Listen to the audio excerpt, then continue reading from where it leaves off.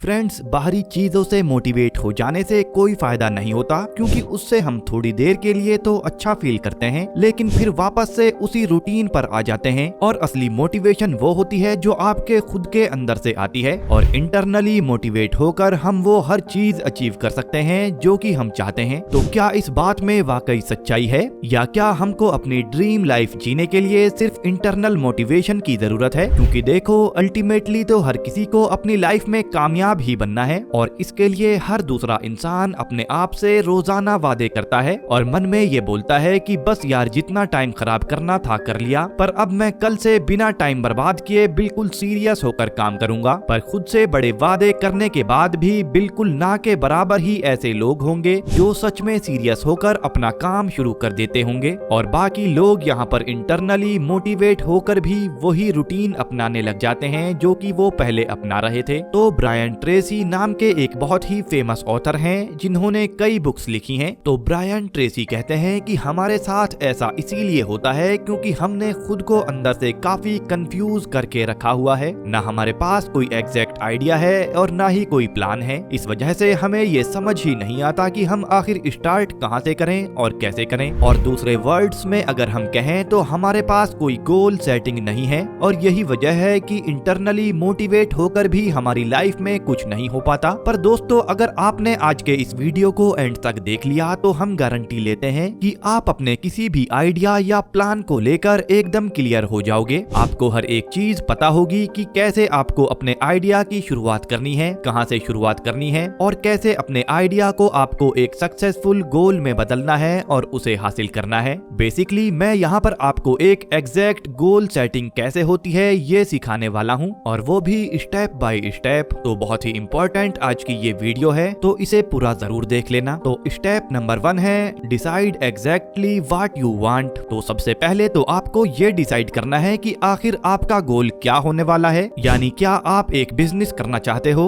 या फिर आप कोई सॉफ्टवेयर या ऐप डेवलपर बनना चाहते हो, या फिर खुद का कोई प्रोडक्ट लॉन्च करना चाहते हो, या फिर फाइनेंशियली फ्री होना चाहते हो। मतलब आप एग्जैक्टली क्या चाहते हो ये डिसाइड करते हुए इस बात का ध्यान रखें कि आपको पहले ही ये फाइनल कर लेना है कि जिस फील्ड का गोल आप बनाने जा रहे हैं उसमें आप किस लेवल तक पहुंचना चाहते हो, यानी कि आपका पहला माइलस्टोन क्या है। एग्जाम्पल के लिए, अगर मान लो आपको फाइनेंशियली फ्री बनना है, तो फाइनेंशियल फ्रीडम पाने के लिए आपको एग्जैक्टली कितने पैसे चाहिए, पहले एक पर्टिकुलर माइलस्टोन आपके माइंड में होना काफी जरूरी है, ताकि आपको ये याद रहे कि एटलीस्ट आपको यहाँ तक तो जाना ही है। Step number 2, right it down. तो देखो, हमारे माइंड में पड़ा हुआ एक गोल सिगरेट के धुएं की तरह से होता है, जिसे अगर आपने कहीं पर कैद नहीं किया तो ये माइंड में आने के कुछ देर बाद ही गायब हो जाएगा। यहाँ पर कैद करने से मेरा मतलब है कि आपको अपने प्लान को, यानी अपने गोल को एक पेपर पर लिखना है, क्योंकि जब आप अपने गोल कहीं पर लिख देंगे तो वो आपकी नजरों में बने रहेंगे, जिसे आप किसी भी टाइम देख सकते हो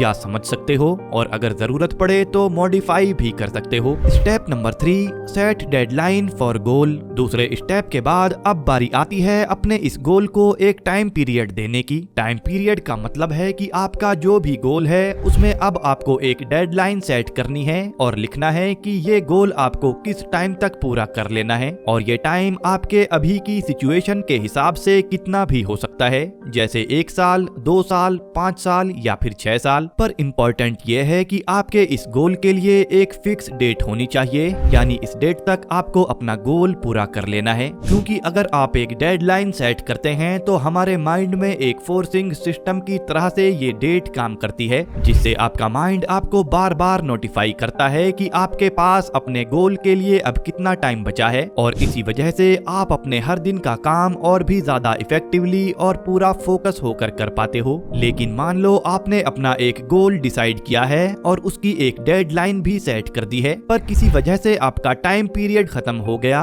और आपका गोल अचीव नहीं हुआ, तो ऐसी सिचुएशन में आपको अपने आप को दोष देने की जरूरत नहीं है। अगर आपने अपने गोल से काफी कुछ हासिल कर लिया है पर आपकी डेडलाइन खत्म हो गई है, तो आप अपनी डेडलाइन को थोड़ा आगे बढ़ा सकते हैं, क्योंकि कई बार ऐसा हो जाता है कि जो डेडलाइन आपने अपने गोल के लिए सेट की है वो कम पड़ जाती है, और कई बार ऐसा भी हो जाता है कि आपका जो गोल है वो आपकी डेडलाइन से पहले ही कंप्लीट हो जाता है। Step number 4, make a list of everything. देखो, गोल के बारे में सोचना या उसे बनाना कोई बड़ी बात नहीं है। गोल सेटिंग करते टाइम आपको मुश्किल से आधा या फिर 1 घंटा ही लगेगा। तो आपका जो मेन टास्क होता है वो उसके अगले दिन से शुरू होता है, जब आप उस पर काम करना शुरू करते हैं। और इस दौरान ऐसी कई चीजें आपके सामने आती हैं जिस वजह से आपको अपना गोल काफी मुश्किल दिखाई देने लगता है। और आप यकीन मानना 90% लोग यहीं पर आकर गिव अप कर देते हैं, क्योंकि पहले से लोग इन सभी मुश्किलों के लिए तैयार ही नहीं होते हैं। इसीलिए जरूरी है कि आप आगे आने वाले सभी चैलेंजेस के लिए खुद को पहले से ही तैयार कर लें, जिसमें आपको फिर से एक पेन और पेपर लेना होगा और कुछ लिस्ट इसमें ऐड करनी है। और पहली लिस्ट आपको डिफिकल्टीज और आने वाली परेशानियों की बनानी है जिन्हें आपको फेस करना है। मतलब कि ऐसी कौन कौन सी दिक्कतें हैं जो आपको अपने इस गोल के दौरान फेस करनी पड़ सकती हैं, और इनसे छुटकारा पाने के लिए आप आगे क्या करने वाले हो ये भी आपको लिखना है। सेकंड लिस्ट में आपको ये ऐड करना है कि आपके इस गोल के लिए आपको किन किन स्किल्स की जरूरत पड़ेगी, कहां कहां से कितनी नॉलेज आपको गेन करनी पड़ेगी, ताकि आप अच्छे से उस गोल को समझ सको। और थर्ड लिस्ट आपको उन लोगों की बनानी है जिनकी जरूरत आपको इस गोल के दौरान पड़ सकती है। मतलब वो लोग जिनके सपोर्ट से आप अपने उस गोल को और आसान बना सकते हो। बाकी अगर किसी और चीज पर भी आपको लगे कि एक लिस्ट बनानी चाहिए तो आप उस पर भी एक लिस्ट और बना लें, और सिर्फ ये काम कर लेने से ही आप अपने गोल को लेकर काफी क्लियर हो जाएंगे। Number 5, organise your list by both sequence and priority. तो अब क्योंकि हम एक गोल पर काम कर रहे हैं तो हमको पता होना चाहिए कि हमको सबसे पहले क्या करना है, फिर उसके बाद क्या करना है और फिर उसके बाद क्या करना है। और इसका पता आपको तभी चलेगा जब आपने जितनी भी लिस्ट अभी तक बनाई है